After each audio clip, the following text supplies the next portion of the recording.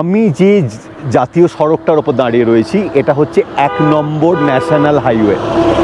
আর এই national highway এদিকটা রয়েছে শ্রীনগর আর এদিকটা রয়েছে লে।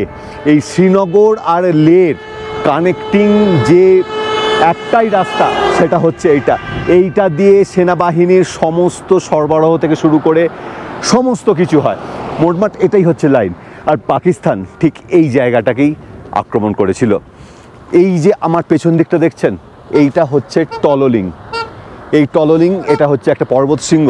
আর ওই দূরে একটা ত্রিশূলের মতন একটা দেখা যাচ্ছে, ওটা হচ্ছে দূরে আর একটা পাহাড় সরু মতন দেখা যাচ্ছে, ওটা হচ্ছে টাইগার হিল।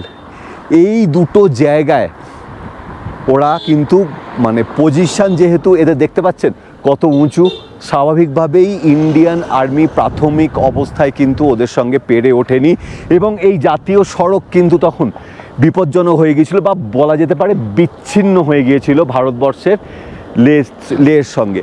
ওখান থেকেই ওরা আক্রমণ করত।